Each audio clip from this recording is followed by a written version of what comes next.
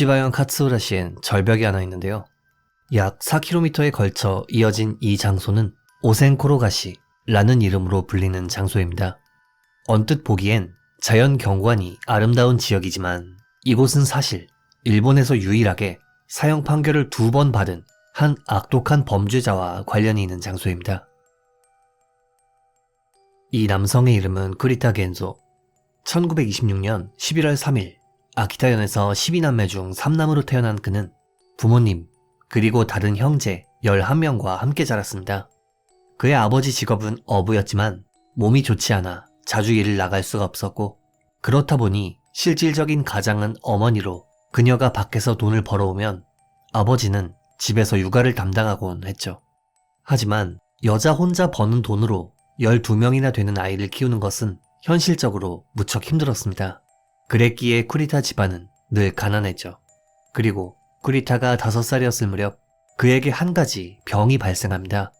바로 야뇨증이었는데요. 야뇨증이란 5살 이후의 나이에도 수면 중 소변을 가리지 못하는 증상으로 일반적으로는 성장기를 거치며 자연스레 나아지기 마련입니다.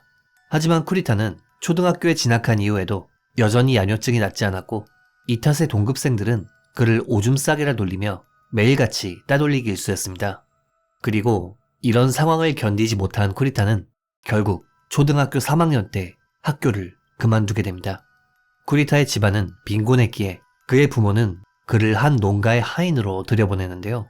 여기서 말하는 하인이라는 건 간단하게 말씀드리면 먹여주고 재워주는 대신 노동력을 제공하지만 우리나라의 머슴과 달리 품삯이 없는 그런 시스템이라 생각하시면 됩니다.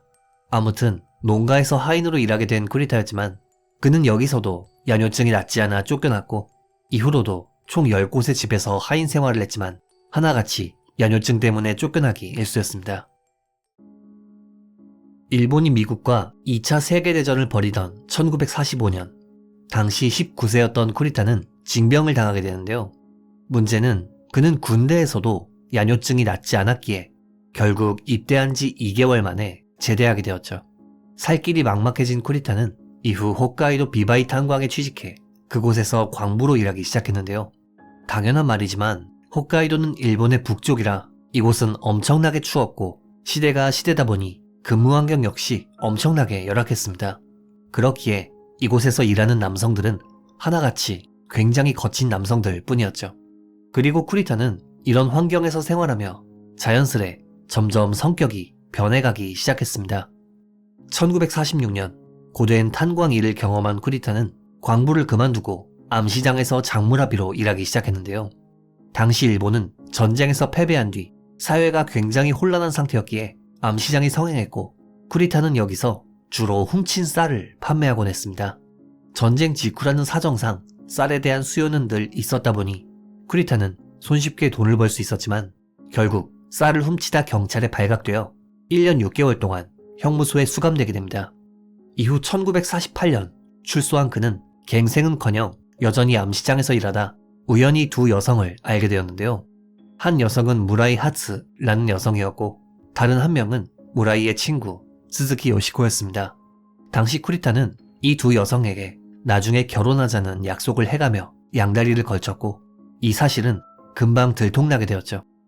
그러던 어느 날 갑자기 요시코가 모습을 감춥니다. 이에 하츠는 한 가지 불안감에 휩싸이게 되는데요. 혹시 요시코를 숨겨놓고 같이 동거하는 거 아닌가? 내가 아니라 요시코랑 결혼하는 건가? 이에 그녀는 쿠리타에게 대답을 듣기로 결심, 시즈오카의 한 해안가로 그를 불러낸 뒤 내가 아니라 요시코와 결혼할 거냐고 물었고, 이에 대한 쿠리타의 대답은 충격적이었습니다. 요시코는 죽이고 묻어버렸어. 내가 사랑하는 사람은 너뿐이야. 아무리 한 남자를 두고 싸웠다고는 해도 기본적으로 요시코는 하츠의 친구였고 거기에 자신이 좋아하는 남자가 살인범이라니.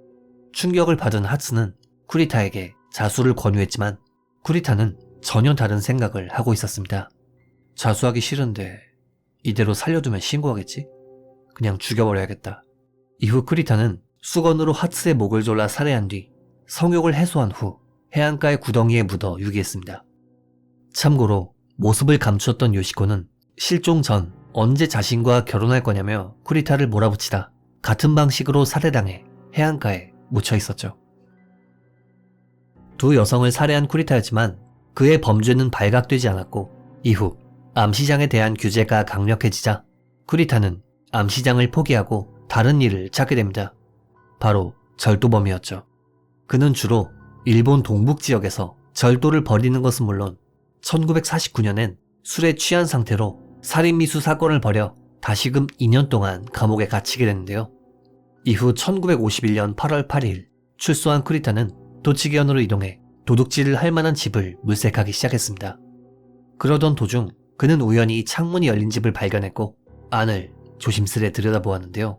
집안에선 한 젊은 여성이 아이와 함께 잠들어 있었고 다른 인기척은 느껴지지 않았죠.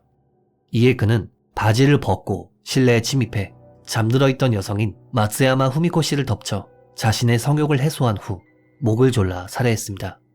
이후 그는 이상한 미신이 있었던 모양인지 주방에서 냄비와 솥을 꺼내 마당에 묻은 뒤 현장의 대변을 보고 달아났다고 합니다.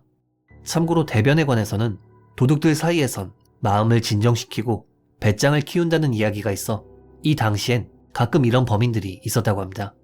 아무튼 이로부터 2달이 지난 1952년 10월 11일 밤 쿠리타는 치바현 오기츠역에서 한 여성을 목격하는데요. 그녀는 행상인을 하다 연락이 두절된 남편을 찾던 도중 막차를 놓쳐버린 여성으로 당시 장남, 장녀, 차녀와 함께 곤란한 듯 역 앞 벤치에 앉아 있었다고 합니다.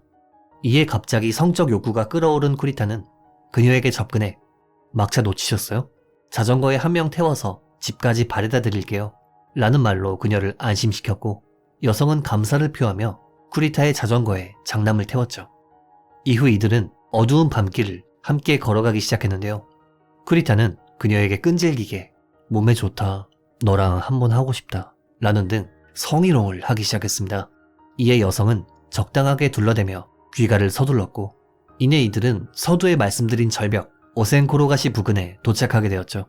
그런데 이때 쿠리타는 갑자기 태도를 바꾸어 나랑 안 할 거면 여기서 다 죽여버린다 라는 말과 함께 충격적이게도 장남을 잡아 폭행한 다음 절벽 아래로 던져버렸습니다. 그리고 다음엔 장녀를 돌로 공격한 후 절벽에서 밀었고 이를 필사적으로 말리는 어머니를 뿌리친 뒤 차녀마저 절벽으로 집어던졌죠. 이후 쿠리타는 여성에게 자신의 성욕을 해소한 다음 목을 졸라 살해한 뒤 시신을 절벽에서 밀어버렸습니다. 그리고 그는 치밀하게도 자전거용 램프를 손에 들고 절벽 아래로 내려가 이들이 사망했는지를 재차 확인했죠. 참고로 이때 장녀는 10m 이상의 높이에서 추락했음에도 어째서인지 크게 상처를 입지 않았고 풀숲에 숨어 화를 면할 수 있었습니다.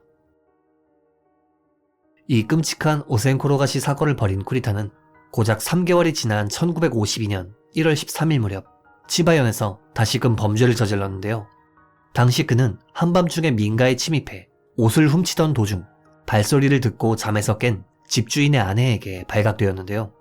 이에 그녀의 비명소리를 들은 친척 여성이 달려오자 쿠리타는 미리 준비한 흉기로 친척의 배를 공격해 살해한 뒤 공포에 떠는 25세의 여성마저 목을 졸라 살해 자신의 성욕을 해소한 뒤 도주했습니다. 한편 연속되는 흉흉한 사건 속에서 경찰의 용의선상엔 한 인물이 있었습니다. 바로 쿠리타 겐조였죠.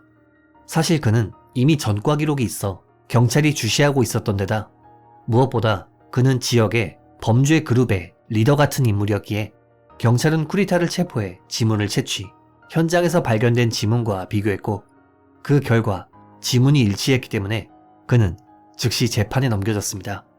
수사와 재판 과정에서 쿠리타는 범죄를 실토했고 하츠와 요시코 살해에 대한 사실과 오센코로가시 사건에 대한 진상이 밝혀진 것이죠. 참고로 현대 사회에선 모든 죄목을 모아 기소하지만 당시엔 경찰 간의 제휴가 원활하지 않았던 탓에 그는 1952년 8월 13일에 마지막에 저지른 범행 때문에 사형 판결을, 1953년 12월 21일엔 그 외의 범행으로 사형 판결을 받게 되었는데요. 1심 재판에서 2번이나 사형 선고를 받은 것은 일본 역사상 쿠리타가 유일하다고 하네요.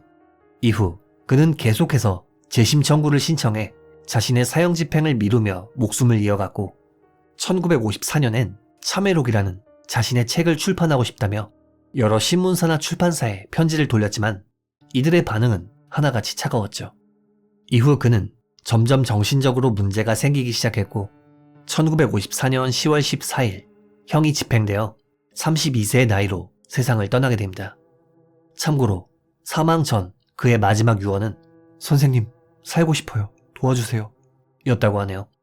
다른 사람들을 온갖 잔인한 방식으로 살해해놓고 정작 자기가 죽는 건 무서웠던 모양입니다. 개인적인 의견이지만 어떻게 이런 인간이 있을 수 있나 싶습니다. 특히 책을 출판하려 하는 건 정말 어처구니가 없었네요. 참고로 저 책에 적혀있던 내용도 자긴 억울하다, 무죄다, 뭐 그런 이야기였다고 하는데 정작 교도소에 목사님이 방문했을 땐 요즘 제가 죽인 사람들이 꿈에 나와요 라면서 무섭다고 호소했다고 합니다. 아니 진짜 자기가 무죄면 왜 귀신이 꿈에 나오고 저런 호소는 왜 할까요? 참 어이가 없습니다. 이번 영상 어떻게 보셨는지요? 피해자분들의 명복을 빌며 영상을 마칩니다. 규미사였습니다.